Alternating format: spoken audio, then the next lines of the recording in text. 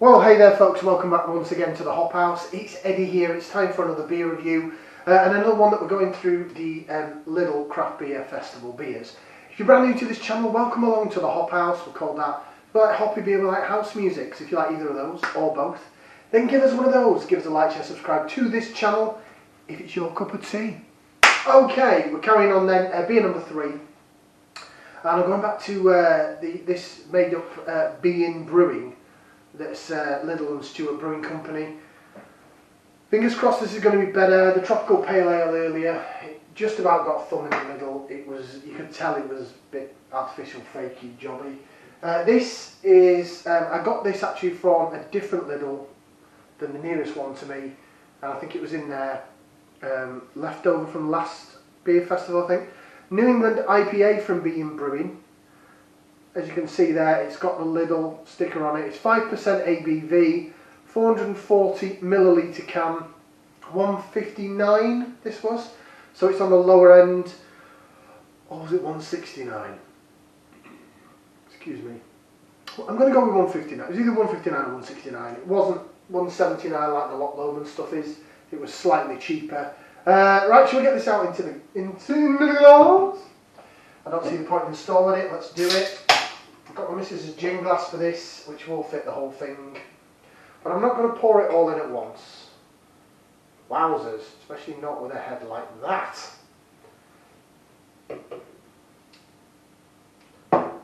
Stand by, caller. Right, well.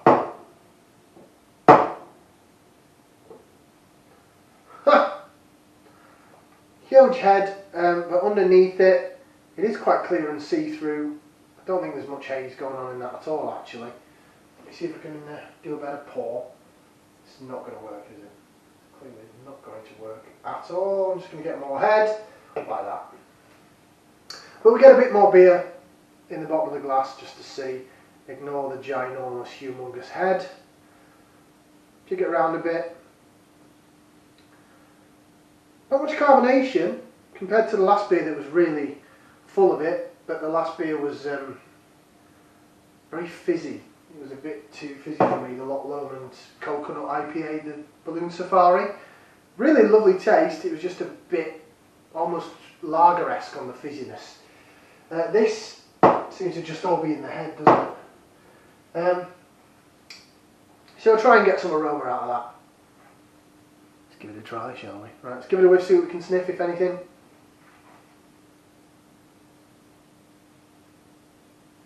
Little hints of pineapple, mango, little passion fruit as well. There's a bit of aroma there. There's a bit of aroma there. There's some malt coming through as well. It's like sweet malt. Doesn't smell that bad. Considering the last one did smell really quite artificial from the get-go, this, although it's half head and half beer, don't smell too bad. I've got another can of this as well, so I picked up 2 cans. So I'm hoping it's going to be alright. Picked up this and the Stewart Brewing NEIPA, which I love because they had that in the... There's 2 Lidls in Telford, so that was the bigger one over down near Madeley, Ironbridge way, Woodside way, whereas my one is close to me, Ketley, Hadley way, and it's a bit smaller and more traditional Lidl. Looks like when you go abroad in Spain or somewhere. Right, jig that around a bit then. I'm just trying this head to die down, but I'm trying to wait for the head to die down, but it's not gonna, so I'm gonna have to gulp through the head. So bottoms up down the hatch. That was just head. Oh, as was that. Right, let's try again.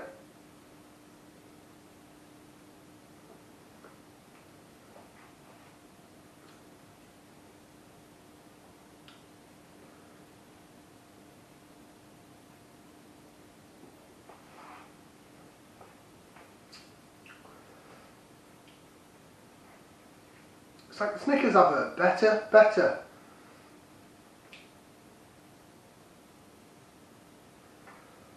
Now what I am going to say is I'll just give myself another huge head.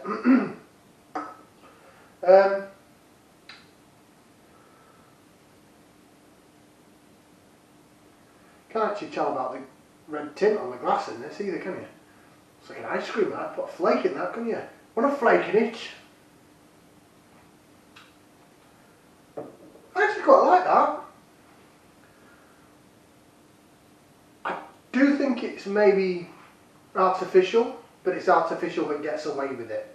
That's the difference between this and the tropical pale ale. The tropical pale ale, the lactosey feel and the malt sort of saved the tropical artificial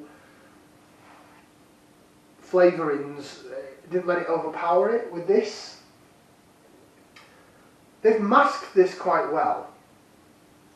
It does taste sort of hoppy. It does. Look, a bit of lace division for you. Look at that. Lace is alright, doesn't it really? Okay, the head is a bit bubbly, it's a bit foamy, but yeah, the flavour profile's coming through there. Passion fruit, mango,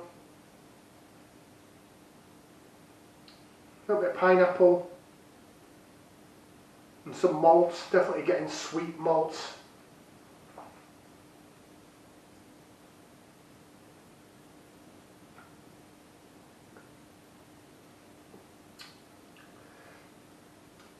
It's not really hazy enough to be New England IPA.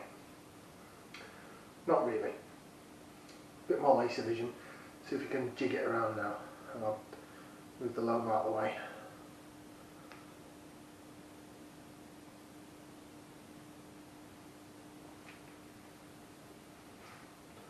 Yeah, it's not hazy enough to be an New England IPA, but flavour wise, for what you're paying for that £1.59, £1.69, it's alright, you know.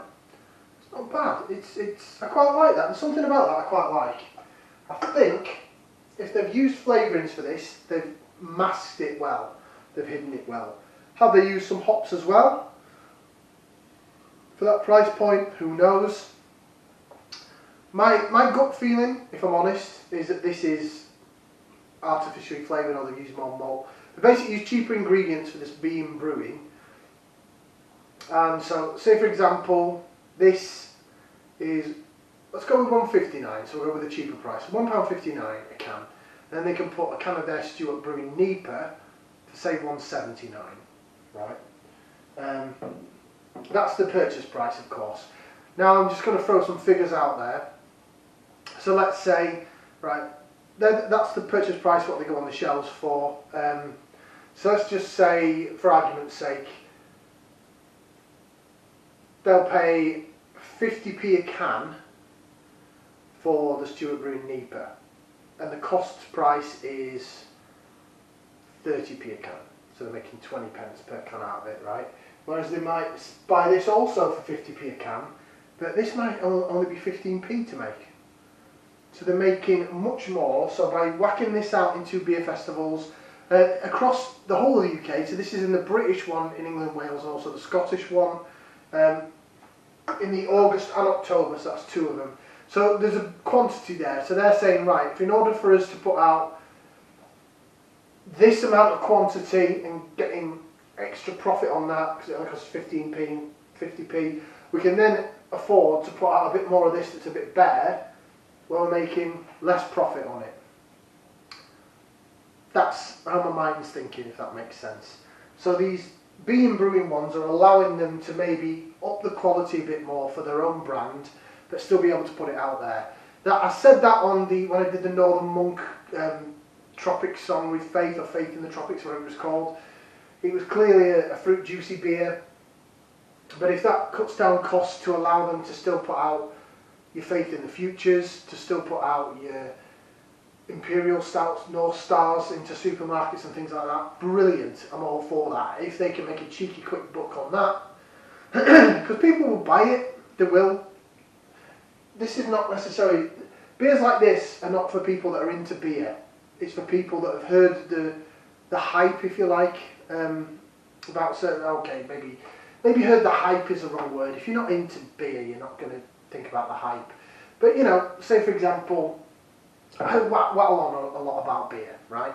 So, say for example, one of my friends or colleague at work, they don't really drink beer that often. They might have the odd bottle of Bud or something, or you know. And then they happen to be in Lidl, and they go in doing the shopping, and then they see this, and they go, "Oh, Eddie keeps talking about this New England IPA, £1.59. Yeah, go on then, I'll give it a try." And then they whack it in the basket, the trolley, what have you, and then they get home and they think, it's done quite well to a degree of tomfoolery. Yeah, the aroma's all there.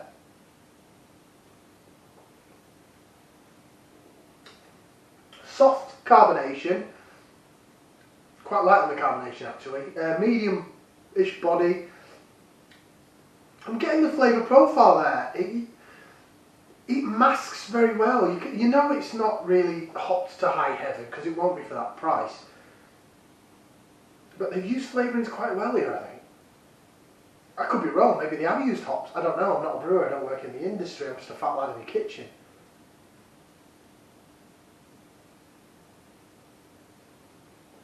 I like that. I like that, I do. I think it's mashed really well. Right, what did it say on here then? New England India Pale Ale. That's it. That's all it says. Stored in a cool, dry place away from direct sunlight. Beinn Hazy. New England IPA. Advocates for better Scottish beer.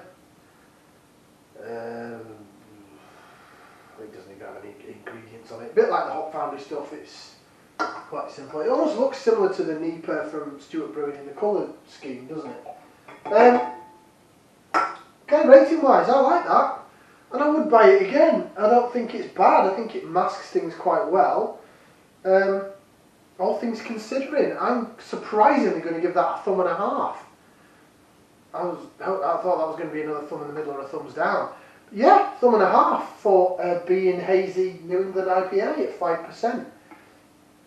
I have no qualms in thinking that this is a adjunct hopped beer or adjunct beer rather than hops. Maybe a tiny bit of hop, but it produces all the flavours. The mouthfeel's there. It's quite soft. Okay, it's not hazy, but yeah, sweetness down the middle of the tongue. I'm getting mango, get a little bit of passion fruit, a bit of pineapple, a bit of orange. Yeah, it's good. I think they've done well there to fool me. Thumb and a half. Like, share, subscribe. We'll see you again for some more beer reviews right here on the Hop House. Ciao for now, people. Ta-ra. Not bad. All right.